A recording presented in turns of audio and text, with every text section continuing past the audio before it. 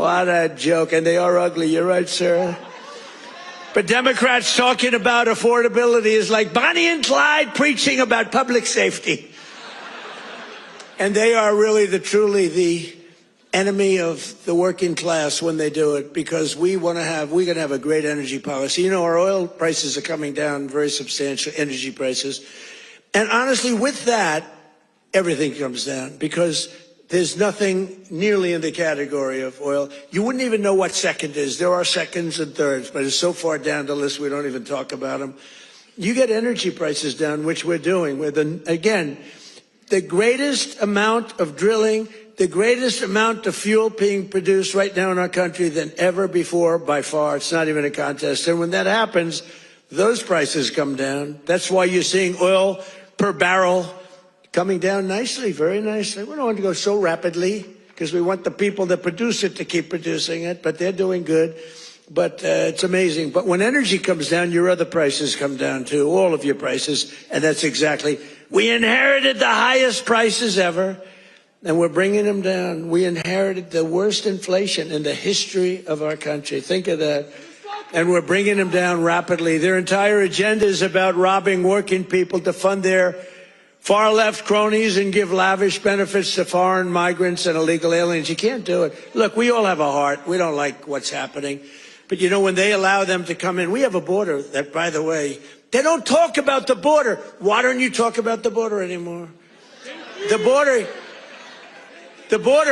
border is, for months, it's closed. Actually, their people, because they're radical left, their people,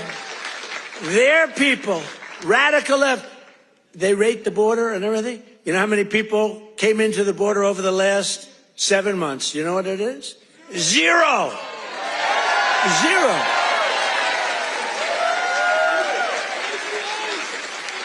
Except for the ones that came in legally, right? Legally. When Biden and congressional Democrats had power, they blew up our economy, sent prices soaring. Look, the poor guy, he didn't know what the hell was happening. Okay, I'm sorry. It wasn't him. It was the lunatics that circled. Yeah, it was the auto pen. You're right. I can't believe I didn't say that. I hate when you beat me to the punchline. I would not have. Well, I'll tell you, I'll give the fake news a little breaking news. So I believe, and I may be correct, but we're checking this. We have a bad head of the Fed. We're going to be making a change. Fortunately, this guy's out. But we have 4 members appointed by Sleepy Joe Biden. Which is better, Sleepy Joe or Crooked Joe? Historically, when I've done polls, from people, I do my own polls. I go to a big arena. We have 20,000 people. I say, which you like, Sleepy Joe or Crooked Joe? And I learned, I save millions of dollars. I don't have to do any polling, okay? Typically, Crooked Joe wins. I'm surprised. Because to me, he's a sleepy son of a bitch, who destroyed our country. If we didn't come along, and it's not me, it's all of us. If we didn't come along, this country was destroyed, I'll tell you. It would have been destroyed.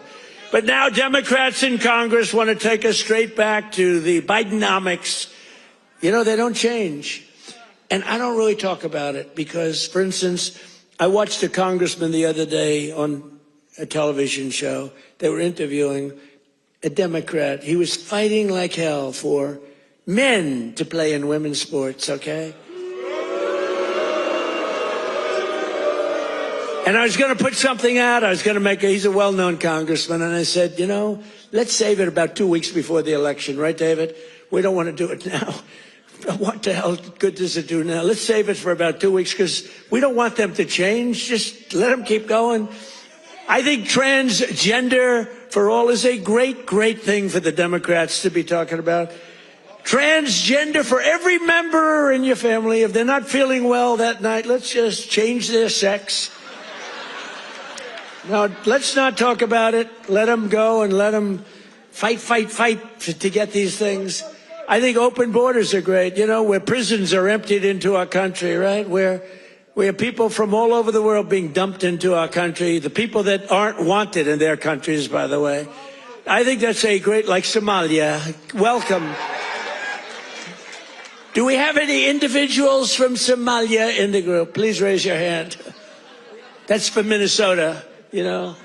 That's called the Great Big Minnesota Scam with one of the dumbest governors ever in history.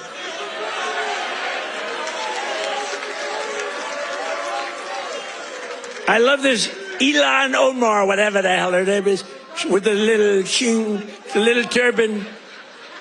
I love her. She comes in, does nothing but bitch. She's always complaining. She comes from a country where, I mean, it's considered about the worst country in the world, right? They have no military, they have no nothing, they have no parliament. They don't know what the hell the word parliament means. They have nothing. They have no police. They police themselves. They kill each other all the time. I love it. She comes to our country, and she's always complaining about the Constitution allows me to do this. We ought to get her the hell out. She married her brother in order to get in, right? She married her brother.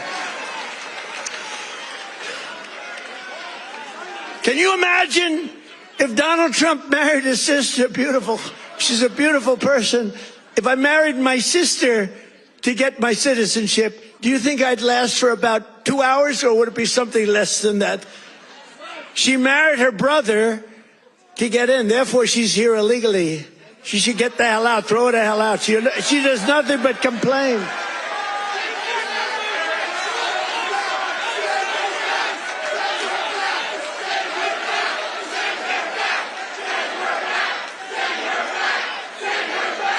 So now, and we have our savior in this room. His name is Secretary of the Treasury, Scott Bessent. He's right there. Because that very handsome man, by the way, if you're picking the Secretary of the Treasury, is he like the perfect guy for a movie? He's made for the movie. Stand up, Scott.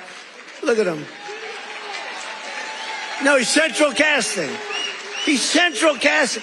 But you don't, under that beautiful exterior is a killer. And here's what happened.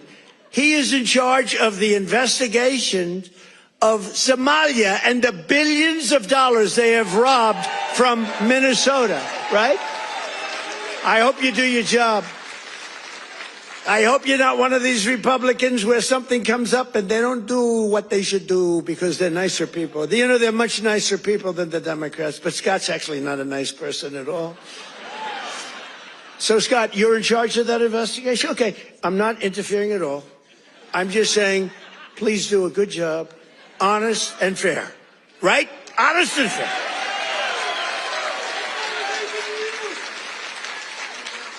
Oh, if he's honest and fair, you know what he's going to find? It's great. I'd love to have that job. I may switch jobs with you. I'd love to have that job. They're to get him the hell out of here. They hate our country. And she hates our country. And her friends hate our country. And AOC hates our country. They all do. And we have a new candidate in the great state of Texas, where I won Texas by more votes than anybody. And you have to understand, I'm being judged by these bad people back there, the fake news. So